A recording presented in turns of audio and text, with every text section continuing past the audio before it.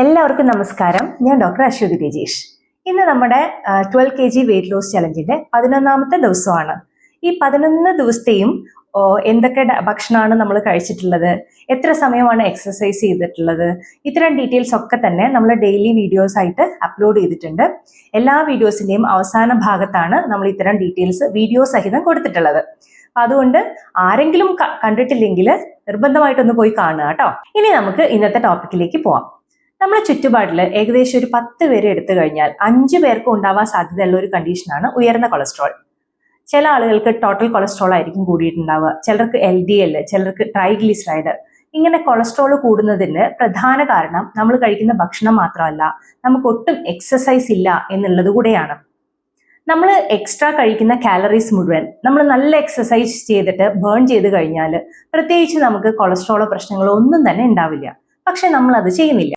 അങ്ങനെയുള്ള ആളുകൾ ഡയറ്റിംഗ് ചെയ്ത് വെയിറ്റ് കുറയ്ക്കുന്നതോടൊപ്പം തന്നെ കുറച്ചധികം കാര്യങ്ങൾ ശ്രദ്ധിച്ചു കഴിഞ്ഞാൽ അവരുടെ കൊളസ്ട്രോൾ കൂടി വെയിറ്റ് കുറയുന്നതോടൊപ്പം കുറച്ചെടുക്കാൻ സാധിക്കും.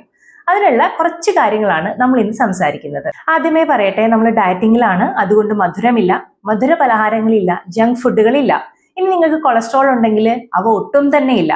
കംപ്ലീറ്റ് ആയിട്ട് ഈ 3 സാധനങ്ങളും നിങ്ങൾ ഒഴിവാക്കിയിരിക്കണം. ഇനി ഒന്നാമത്തെ പോയിന്റിലേക്ക് പോവാം.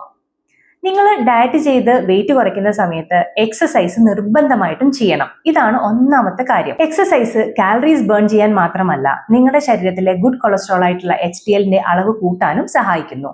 HDL ശരീരത്തിൽ കൂടിക്കഴിഞ്ഞാൽ ഇത് രക്തക്കുഴലുകളിൽ അടിഞ്ഞുകൂടിയിരിക്കുന്ന കൊഴുപ്പിനെ തിരിച്ച് ലിവറിലേക്ക് കൊണ്ടുവരികയും അതുവഴി നിങ്ങളുടെ രക്തക്കുഴലുകളുടെ ആരോഗ്യം മെച്ചപ്പെടുത്തുകയും ചെയ്യുന്നു.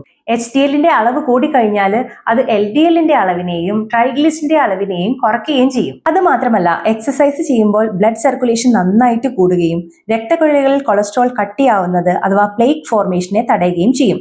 ഇതുവഴി ഉയർന്ന ബ്ലഡ് പ്രഷർ കുറയ്ക്കാനും സഹായിക്കുന്നു. എക്സസൈസ് ചെയ്യുന്നത് രക്തക്കുഴലുകളിൽ ഉണ്ടാവുന്ന ഇൻഫ്ലമേഷൻസ് കുറയ്ക്കുകയും അതുവഴി രക്തക്കുഴലുകൾക്ക് ഉണ്ടാവുന്ന ഡാമേജുകൾ പരിഹരിക്കുകയും ചെയ്യും. എക്സസൈസ് ചെയ്യുമ്പോൾ ഹാപ്പി ഹോർമോൺസ് പ്രൊഡ്യൂസ് ചെയ്യും എന്നറിയാലോ. ഇത്തരം ഹോർമോണുകൾ ഹൃദയാരോഗ്യത്തെ വളരെ പോസിറ്റീവായിട്ടാണ് സ്വാധീനിക്കുന്നത്. ഇങ്ങനെയുള്ളവർക്ക് തുടക്കത്തിൽ എയ്റോബിക് അഥവാ കാർഡിയോ എക്സസൈസുകളായിട്ടുള്ള brisk walking, jogging, swimming, cycling, zumba dance തുടങ്ങിയവ തിരഞ്ഞെടുക്കാം. പിന്നീട് നമ്മുടെ ഹൃദയത്തിന്റെ ആരോഗ്യം മെച്ചപ്പെടുന്നതിനനുസരിച്ച് സ്ട്രെങ്ത് ട്രെയിനിങ് ചെയ്തു തുടങ്ങാം. അതുകൊണ്ട് തന്നെ വെയിറ്റ് കുറയ്ക്കാനായിട്ട് ക്രാഷ് ഡയറ്റുകളിലേക്ക് പോവാതെ എക്സസൈസ് ചെയ്തുകൊണ്ട് തന്നെ വെയിറ്റ് കുറയ്ക്കാനായിട്ട് നോക്കുക. ഇനി രണ്ടാമത്തെ കാര്യം, ഫൈബർ കണ്ടന്റ് കൂടുതലുള്ള ഭക്ഷണങ്ങൾ കഴിക്കുക എന്നുള്ളതാണ്. നിങ്ങൾ ഡയറ്റ് ചെയ്യുകയാണെങ്കിൽ കൂടുതലായിട്ട് അതിൽ ഇലക്കറികള്, വെജിറ്റബിൾസ് ഉപയോഗിച്ചിട്ടുള്ള സാലഡുകള്, ഫ്രൂട്ട്സ്, അതേപോലെ പയറ് പരിപ്പ് വർഗ്ഗങ്ങൾ ഇവയൊക്കെ ധാരാളമായി ഉൾപ്പെടുത്താനായിട്ട് നോക്കുക. ഇനി മൂന്നാമത്തെ പോയിന്റ്, നമ്മൾ ഡയറ്റ് സമയത്ത് ഭക്ഷണം സെലക്ട് ചെയ്യുമ്പോൾ, പ്രത്യേകിച്ച് ബ്രേക്ക്ഫാസ്റ്റ് സെലക്ട് ചെയ്യുന്ന സമയത്ത് കാർബോഹൈഡ്രേറ്റ്സ് വളരെ കുറഞ്ഞ രീതിയിലുള്ള ഒരു ഫുഡ് മെനു സെലക്ട് ചെയ്യാനായിട്ട് നോക്കുക. നമ്മൾ സാധാരണ കഴിക്കുന്ന ഇഡ്ഡലി, ദോശ, പുട്ട് ഇവയൊക്കെ ഒഴിവാക്കിയിട്ട് പ്രോട്ടീനും ഫൈബറും കൂടുതൽ അടങ്ങിയ ഭക്ഷണങ്ങൾ ഉൾപ്പെടുത്താനായിട്ട് നോക്കുക. ഉദാഹരണത്തിന് പുഴുങ്ങിയ മുട്ട, പുഴുങ്ങിയ പയറുവർഗ്ഗങ്ങള്, പിന്നെ അതേപോലെ തന്നെ വെജിറ്റബിൾ സാലഡുകൾ ഇവ ധാരാളമായിട്ട് ഉപയോഗിച്ചുകൊണ്ട് നമ്മളെ ബ്രേക്ക്ഫാസ്റ്റ് സെലക്ട് ചെയ്യുക. ബ്രേക്ക്ഫാസ്റ്റ് എന്ന് എടുത്തു പറയാൻ കാരണം അത് നമ്മളെ ഫസ്റ്റ് ഫുഡാണ്. ആദ്യമായിട്ട് കഴിക്കുന്ന ഫുഡ് കാർബോഹൈഡ്രേറ്റ് ആണെങ്കിൽ നിങ്ങളുടെ ലിവർ കൂടുതലായിട്ട് കൊളസ്ട്രോൾ ഉൽപ്പാദിപ്പിക്കാൻ തുടങ്ങും. അതുകൊണ്ട് തന്നെ മോർണിംഗ് ഫുഡിൽ കാര്യമായിട്ട് പ്രോട്ടീനും ഫൈബറും കൂടുതലായിട്ട് ഉൾപ്പെടുത്താനായിട്ട് നോക്കുക. ലഞ്ചിനും ഡിന്നറിനും നിങ്ങൾക്ക് ചെറിയ രീതിയിൽ കാർബോഹൈഡ്രേറ്റ്സ് ഉൾപ്പെടുത്താം. അത് ഈ ബ്രേക്ക്ഫാസ്റ്റ് കാർബോഹൈഡ്രേറ്റ് ആകുന്നത് അത്ര പ്രശ്നങ്ങൾ നമ്മുടെ ശരീരത്തിൽ സൃഷ്ടിക്കുന്നില്ല. ഇനി നാലാമത്തെ കാര്യം, സമയത്തിന് ഭക്ഷണം കഴിക്കുക എന്നുള്ളതാണ്. പലപ്പോഴും പേഷ്യൻസ് നമ്മളെ അടുത്ത് വന്ന് പറയുന്ന കാര്യമാണ്, പല സമയത്തും ഞാൻ ഭക്ഷണം പോലും കഴിക്കാറില്ല, എന്നിട്ടും എനിക്ക് എങ്ങനെയാണ് കൊളസ്ട്രോൾ വന്നത് എന്നുള്ളത്. അതിന്റെ പ്രധാന കാരണം സമയത്തിന് ഭക്ഷണം കഴിക്കുന്നില്ല എന്നുള്ളത് തന്നെയാണ്. പലപ്പോഴും നമ്മൾ തിരക്കിന്റെ പേരിലാണെങ്കിലും ഡയറ്റിങ്ങിന്റെ പേരിലാണെങ്കിലും ഒക്കെ പലപ്പോഴും ഫുഡ് സ്കിപ്പ് ചെയ്യുന്ന ഒരു പ്രവണത വളരെ കോമൺ ആയിട്ട് കണ്ടുവരാറുണ്ട്.